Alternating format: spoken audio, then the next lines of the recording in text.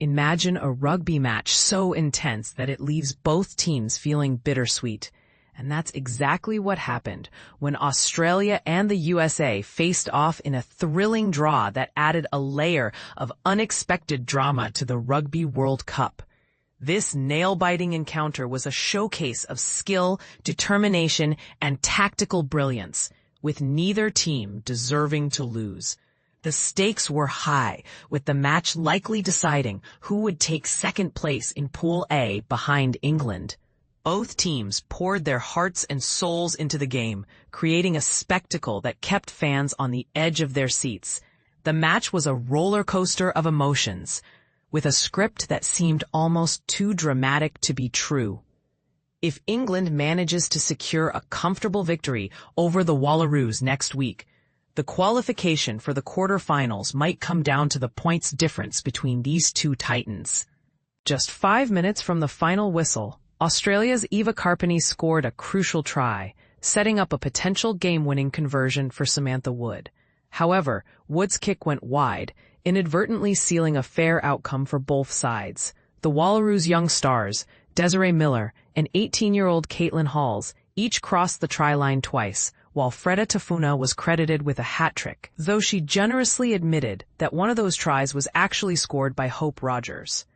Despite a late surge by the USA, including a try by Erica Gerald-Searcy and the disputed fifth try, Australia managed to level the score with Carpeney's late effort.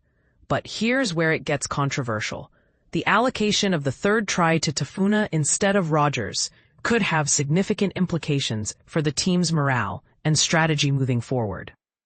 Fans and experts alike are sure to debate whether this oversight will affect the team's performance in future matches. Australia will face England next Saturday, while the USA takes on Samoa in a match that could determine their fate in the tournament. Sione Fukafuka, the USA head coach, expressed mixed feelings about the result. "We did everything to get back in the game and gave ourselves a chance to close it out. I'm really proud of the players, but deeply disappointed with how it ended. We're hoping England can put on a strong performance against Australia, giving us a shot to rack up points against Samoa." Joe Yap, Australia's head coach, shared similar sentiments. "There are many mixed emotions. We had opportunities to win, but our discipline in the second half let us down. Qualification is still in our hands, and we know exactly what we need to do against England." The match was played under steel gray skies and heavy rain, adding to the traditional English atmosphere. The early exchanges were intense, with powerful tackles and fierce competition at the breakdown.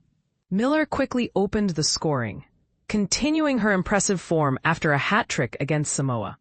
Ilona Maher, the USA center, was a standout performer, carrying the ball with power and intensity, and causing havoc at the breakdown. When Kayame Sagapolu secured a lineout and broke through, she set up a try for captain Kate Zachary, which was eventually finished by Tafuna. However, Mackenzie Hawkins's conversion attempt hit both posts and bounced out, a moment that felt significant as Australia took a 9-point lead into halftime. The USA needed to act fast, and they did. Cheta Emba and Erica Koulibaly made inroads on the wings, and Sagapolu powered over with a brilliant close-range finish.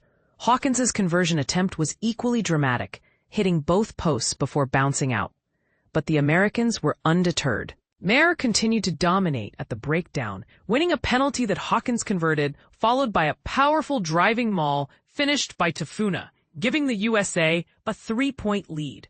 Not so fast, though. Miller struck again for her 5th try of the tournament, and Hulse added another to extend Australia's lead. With the score at 31-22, the Wallaroos looked to be in control.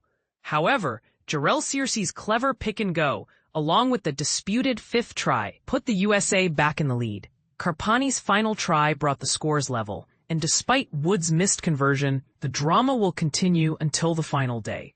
Desiree Miller, reflecting on her debut World Cup, said, "I'm pretty chuffed with my tries, but it's all about the team.